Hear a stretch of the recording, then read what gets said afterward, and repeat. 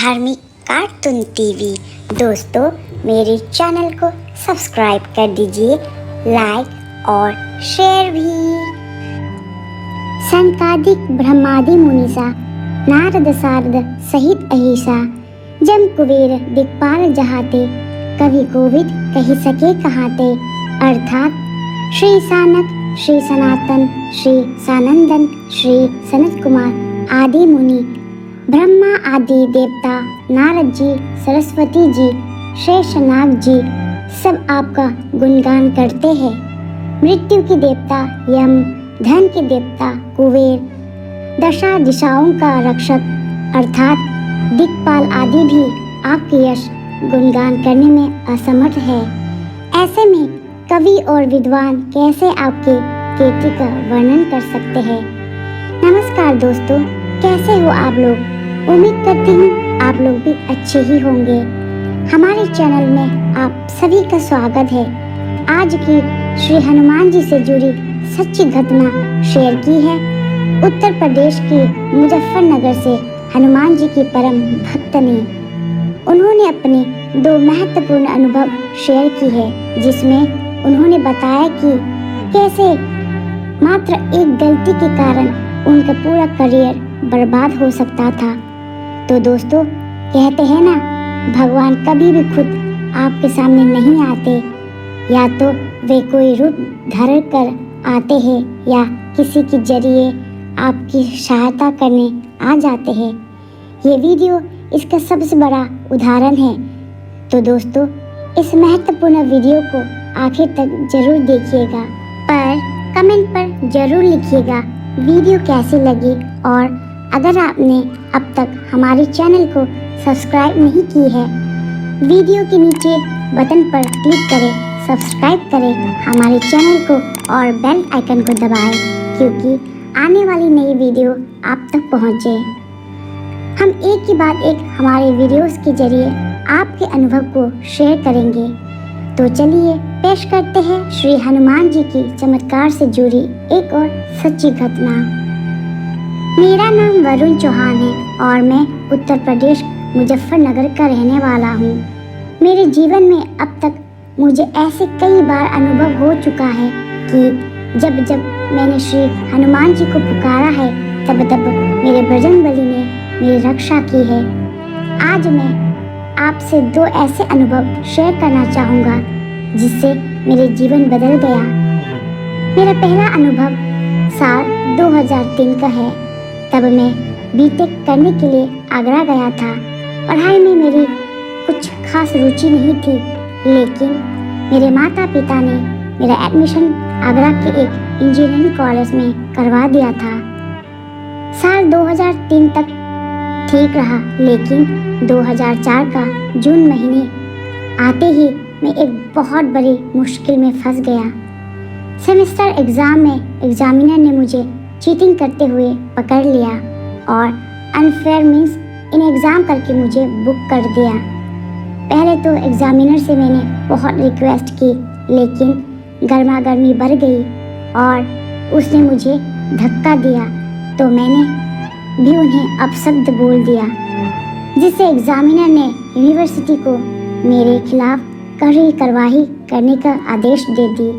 और उसके बाद नियमों के अनुसार होता ये है कि अगर आप चीटिंग में पकड़े जाते हैं तो आपका सिर्फ उस एग्ज़ाम में 0 कर दिया जाएगा और आपको एग्ज़ाम 2 बार लिखना होगा। लेकिन मेरे साथ अलग ही हुआ। मेरे सभी सेमेस्टर एग्ज़ाम में 0 कर दिए गए, क्योंकि एग्ज़ामिनर ने मेरे खिलाफ हार्ड एक्शन के लिए यूनिवर्सिटी से अपील की थी। उसके बाद 1-2 महीने बीते, मेरा रो रो के बुरा हाल हो गया था। घर के सभी लोग निराश थे, क्योंकि मैंने काम ही ऐसा किया था। मेरे पापा मेरे साथ लखनऊ यूनिवर्सिटी गए और वहाँ से वाइस काउंसलर से अपील की और उनसे रिक्वेस्ट करते हुए कहा कि सर, इस केस में मेरे बेटे के एक एग्ज़ाम में 0 होना चाहिए था, लेकिन सभी एग्ज़ाम में 0 नहीं होने चाहिए थे। ये मेरे बेटे का करियर का सवाल है। वाइस काउंसलर ने मेरे केस रीओपन करवाया और हमें घर जाने को बोला और कहा कि आप अपने कॉलेज जाकर क्लास अटेंड कीजिए, यह समय बर्बाद ना करें। हम 1 महीने के अंदर आपका केस रीएनालाइज करके दोबारा डिसीजन ले लेंगे और उसकी एक प्रतिलिपि आपके कॉलेज भिजवा देंगे। ये सुनने के बाद हमें आशा थी कि कुछ होगा, लेकिन 1 महीने बाद सितंबर मंथ में यूनिवर्सिटी से कॉलेज को जो लेटर आया उसमें यही आया कि आपको बी एग्ज़ाम में 0 दिया जाएगा और अब आपको 4 सेमेस्टर में ये सेकंड सेमेस्टर फर्स्ट ईयर के एग्ज़ाम्स दोबारा देने होंगे। कुल मिलाकर मुझे सभी 12 एग्ज़ाम्स पास करने थे और शेड्यूल सभी 12 एग्ज़ाम्स का एक ही डेट पर था। ये डिसीजन देखने के बाद मैं बहुत रोया, कई दिनों तक रोता रहा। जब मेरे मम्मी पापा ने ये सुना तो उन्होंने बोला कि तू बीटेक छोड़ दे। कॉलेज में भी दोस्तों ने यही राय दी कि छोड़ दो बीटेक। मुझे मेरे रिश्तेदारों से आलोचना सुनने को मिलता ही थी कि तू इस लायक नहीं कि ये पढ़ाई कर सके। ये सब सुनकर मैं बहुत दुखी हुआ, क्योंकि मैंने काम जो ऐसा किया था। ऐसे मुश्किल और दिक्कत परिस्थिति में मुझे श्री हनुमान जी का अचानक स्मरण हुआ। अंदर विश्वास आया कि मैं कर सकता हूँ। मैं तब से मंगलवार के व्रत करने लगा और पढ़ाई भी करता रहा, क्योंकि 4 सेमेस्टर के एग्ज़ाम्स दिसंबर में होने थे। मैं हर रोज़ श्री हनुमान चालीसा पढ़ता था और मेरे प्रभु से जुड़ गया था। दिसंबर आ गया था और एग्ज़ाम डेट्स अनाउंसमेंट हो गई थी। मेरी तैयारी थी और मेरे बजरंगबली पर पूरा विश्वास था। मैंने सभी एग्ज़ाम पूरी क्षमता से दिए, लेकिन एक एग्ज़ाम की रात मुझे पढ़ाई करने में बहुत कठिनाई हो रही थी, क्योंकि अगले दिन एग्ज़ाम बहुत कठिन विषय का था। इलेक्ट्रोमैग्नेटिक फील्ड थ्योरी और इलेक्ट्रिकल इंजीनियरिंग में पूरी रात जागता रहा, लेकिन मुझे समझ नहीं आ रहा था कि मैं क्या करूं। रात के 3 बज गए और मेरी कुछ खास तैयारी नहीं हुई थी। मेरे आंखों से आंसू बहने लगे और मैंने सच्चे मन से पवन पुत्र से प्रार्थना की कि मुझे संकट से बचा लो। मैंने श्री हनुमान चालीसा पढ़ी और आंखें बंद करके किताब में मैंने उंगली जिन प्रश्नों पर रखी, बस वही मैंने सिर्फ याद किए। और जब सुबह एग्ज़ाम पेपर देखा तो मैंने पाया कि जो के त्यों वही प्रश्न आए जो मैंने पढ़े थे और मेरे वो सभी 12 एग्ज़ाम्स पास हो गए, चाहे भले ही मार्जिन पर, बस पास किए। आपको ये भी बताना चाहता हूँ कि श्री हनुमान जी की कृपा ऐसे थी कि एक साधारण से लड़के पर उन्होंने अपना आशीर्वाद बरसाया, क्योंकि अगर मैं ये सभी 12 एग्ज़ाम्स नहीं करता तो मैं 3rd ईयर में प्रमोट नहीं हो सकता था। अब आपको अपना दूसरा अनुभव बताना चाहूँगा। 2003 से 2007 के समय में बिना वर्ष बर्बाद करे बीटेक तो कर ली, लेकिन मेरे परसेंटेज 58.7 ही थे और कोई भी कंपनी में सिलेक्ट होने के लिए मिनिमम 60% की ज़रूरत होती थी। तो मेरा किसी भी कंपनी में प्लेसमेंट नहीं हुआ और मैं बीटेक करके घर आ गया। घर आकर मुझे फिर से ताने मिलने लगे नौकरी के लिए। मैंने पंचकुला में 3000 रुपये की नौकरी की। 3 महीने बाद वो नौकरी छोड़ दी। घर दोबारा वापस आ गया। फिर वही तनाव वाला माहौल। एक रात पापा से मेरा झगड़ा हो गया और बहुत लड़ाई हुई। मैंने गुस्से में अपना मोबाइल फेंक दिया और अपना हाथ जोर से दीवार में मारा, जिससे मेरा हाथ जख्मी हो गया। उन दिनों हमारे घर में एक किराएदार रहते थे। आवाज़ सुनकर वो आए और समझाया कि कुछ ग्रह दशा ठीक नहीं चल रही है तुम्हारी। बेटा, तुम सुंदरकांड का पाठ किया करो, सिर्फ 40 दिन करो। भगवान ने चाहा तो सभी समस्या समाप्त हो जाएगी तुम्हारी। मैंने ऐसा ही किया। मैं हर रोज पूरी श्रद्धा से पाठ करता और पाठ करते ही मेरी आंखों से आंसू आ जाया करते। कुछ दिन बीते ही थे कि मेरे पापा ने किसी अंकल को मेरी जॉब के लिए बोला हुआ था कि किसी इंडस्ट्री में अगर आपकी जान पहचान हो तो मेरे बेटे को एडजस्ट करवा दो। अंकल ने मुझे कहा, बेटा गुड़गांव जाना होगा, वहाँ मेरे एक दोस्त की कंपनी है, 8,000 रुपये महीना मिलेगा। मैं जाने के लिए तैयार हो गया। मैं सुंदरकांड का पाठ नित्य कर रहा था। आज भी वो दिन याद है। मुझे 1 मार्च से गुड़गांव वाली कंपनी ज्वाइन करनी थी, तो मैं घर से निकला और मुजफ्फरनगर स्टेशन पर इंतज़ार करने लगा। कोहरा होने की वजह से ट्रेन 1 घंटा लेट हो गई थी। ट्रेन का समय सुबह 8:30 बजे का था। मुझे एक व्यक्ति स्टेशन पर दिखी। उनकी उम्र लगभग 55-60 के बीच के रहे होंगे। उन्होंने लाल स्वेटर और ग्रे कलर का ट्राउज़र पहना हुआ था। वो मुझे मिले और कहा, ट्रेन लेट है आज तो। मैंने भी कहा, हाँ ट्रेन लेट हो गई है। मेरा घर रेलवे स्टेशन से नज़दीक था, लेकिन मेरा मूड निराश था। चाहे तो मैं घर भी जा सकता था, लेकिन मैंने मन में निश्चय कर लिया था कि घर वापस नहीं जाऊंगा। 1 घंटा बीत गया।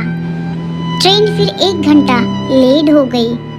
थोड़ी देर अचानक वही आदमी स्टेशन पर आया और कहा, अरे ट्रेन तो लेट हो गई 1 घंटा। और कहाँ जा रहे हो बेटा? नौकरी के लिए? ये सुनकर मैं सोच में पड़ गया कि इसे कैसे पता चला। फिर मैंने कहा, जी हाँ मैं नौकरी के लिए जा रहा हूँ। फिर मुझसे जनरल बातें की, पढ़ाई कहाँ से की, कहाँ रहते हो, वगैरह वगैरह। मैं बहुत निराश था। मैंने उस बुजुर्ग व्यक्ति से कहा कि मुझे अकेले छोड़ दो, और मैं वहाँ से उठकर स्टेशन के दूसरी ओर जा बैठा। 8:30 बजे वाली ट्रेन अब 2 घंटे लेट हो गई थी। 10:30 बज गए थे और स्टेशन पर भीड़ बहुत बढ़ गई थी, लेकिन मैं वहीं बैठा रहा और ट्रेन का इंतज़ार करता रहा। ऐसे करते 11:30 हो गई। ट्रेन आने की अनाउंसमेंट बढ़ती जा रही थी। फिर वही बुज़ुर्ग आदमी 12 बजे दोपहर को मुझे स्टेशन पर वापस मिला, क्योंकि अब तक भीड़ बहुत कम हो गई थी, क्योंकि ट्रेन अब बहुत लेट हो गई थी। उस आदमी के हाथ में एक खाली पानी की बोतल थी और उसने मुझसे कहा कि अगर बुरा ना मानो तो वो पास वाले नल से पानी भर ला दोगे। ना चाहते हुए भी मैं पानी लेकर आया। फिर उसने मुझे अपने पास बैठाया और कहा, बहुत गुस्सा करते हो भाई, अभी तक तुमने गुस्से में बहुत नुकसान किए हैं अपना। उसने पूछा, पूजा करते हो कि नहीं? मैंने कहा, हाँ करता हूँ। फिर पूछा, किस भगवान की करते हो? मैंने कहा, बजरंगबली की। फिर उसने मेरा हाथ पकड़ा और कहा, जरा सी हनुमान चालीसा बोलकर बताओ। तो मैंने श्री हनुमान चालीसा बोलकर बताई। फिर एक जगह मेरा उच्चारण थोड़ा गड़बड़ हुआ। उसने तुरंत बोला, ठीक से बोलो, और उसी समय कहा, ये पंक्ति फिर से दोहराओ। मैंने वैसा ही किया। उसके बाद उस आदमी ने मेरे पूरे परिवार के बारे में मुझे बतला दिया और मेरे कॉलेज की वाली घटना भी याद करवाई। कहा, गुस्से में बहुत नुकसान हो गया तुम्हारा। मैं ये सब सुन के चौंक गया कि इनको कैसे पता चला, जबकि मैंने ऐसा कुछ भी नहीं बताया। तब तक 1 बज गया था और वो 8:30 बजे वाली ट्रेन लेट होते होते प्लेटफॉर्म पर दोपहर 1 बजे आ गई। उस बुजुर्ग आदमी ने मुझसे कहा, आओ मेरे साथ बैठो। मैं बिना सोचे समझे उनके साथ ट्रेन में जा बैठा। जिस डिब्बे में हम बैठे, कमाल की बात ये थी कि उसमें मुश्किल से 3 या 4 आदमी थे। मैं और वो बुजुर्ग आदमी एक ही सीट पर बैठ गई। तभी वो बुजुर्ग आदमी ने कहा कि मुझे हनुमान अष्टक सुनाओगे? मैंने कहा, मुझे हनुमान अष्टक कंठस्थ नहीं है। तो वो थोड़ा हंसने लगे और बोले, चलो मेरे पीछे पीछे बोलना। ट्रेन अपनी स्पीड से चल रही थी और मैं उनके पीछे पीछे हनुमान अष्टक बोल रहा था।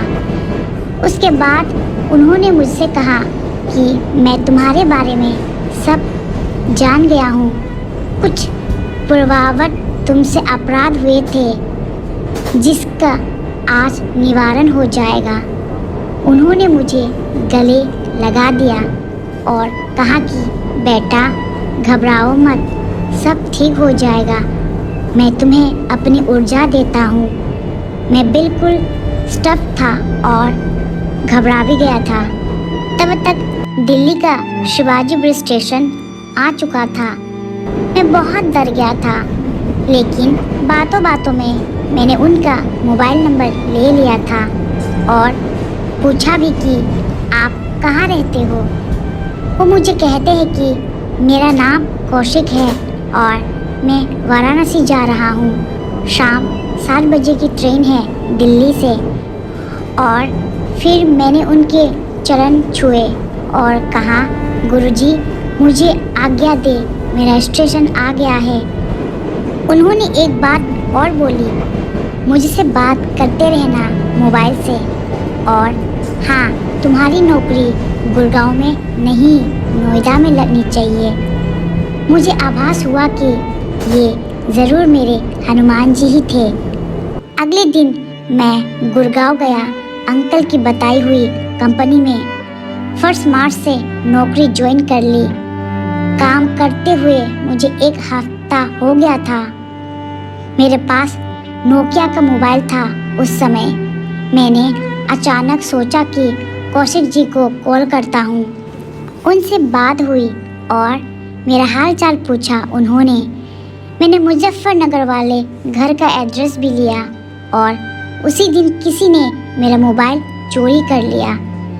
मैं बहुत निराश हो गया क्योंकि एक ही मोबाइल था मेरे पास और वो भी चोरी हो गया। फिर शाम को मैं मेरे मामा जी के घर पहुंचा क्योंकि उन दिनों में दिल्ली में मामा के घर रहता था। तो मामा जी ने बताया कि तुम्हारा मोबाइल नहीं लग रहा था। आज पूरे दिन से नोएडा से कॉल आया था, तुम्हारा इंटरव्यू है। उनके घर के लैंडलाइन पर नोएडा के किसी कंपनी का कॉल आया था क्योंकि अपने बायोडाटा में मैंने लैंडलाइन और मोबाइल नंबर दोनों दे रखे थे। 13 मार्च 2008 को मैंने इंटरव्यू दिया और उसी कंपनी में मेरा सिलेक्शन हो गया, वो भी 28,000 पर मंथ सैलरी के साथ। अब ये श्री हनुमान जी की कृपा नहीं तो क्या है, आप ही बताएं। समय निकाल के मैं कौशिक जी से मिलने गया। जो एड्रेस उन्होंने मुझे फ़ोन पर बताया था, जाकर देखा तो पता चला कि वहाँ कुछ भी नहीं था। एक खाली मैदान था उस जगह और ना ही उनका फ़ोन लग रहा था। श्री हनुमान जी ने ही मुझे उस संकट से निकाला था। आज 2020 हो चुका है। ऐसे और भी बहुत चमत्कार हुई है मेरे साथ जब मुझे श्री हनुमान जी ने प्रत्यक्ष और अप्रत्यक्ष रूप से मेरी सहायता की है। मैं श्री हनुमान जी की कृपा से जीवन में निरंतर आगे बढ़ रहा हूँ। मुझे एक सुंदर बेटा भी है। हे बजरंगबली, आप सदैव मेरे साथ रहना प्रभु। आपके चरणों की धूल बनाकर रखिए प्रभु। दोस्तों, गलती हर मनुष्य से होती है। अगर आपको अपनी गलती का एहसास हो जाता है और अगर आप ईश्वर के सामने क्षमायाचना मांग के आगे से कोई गलती या पाप ना करने का संकल्प लेते हैं तो देखना आपकी कोई काम नहीं रुकेंगे, चाहे पूरी दुनिया क्यों न एक तरफ हो जाए।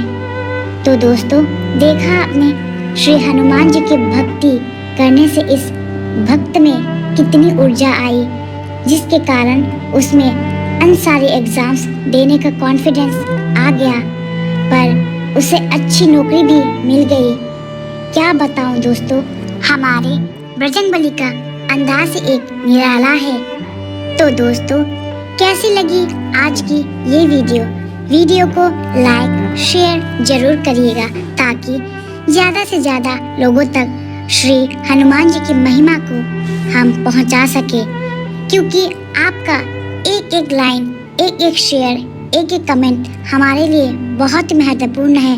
और जल्द ही हम आप सभी के लिए ऐसे ही इंटरेस्टिंग टॉपिक लेकर वापस लौटेंगे।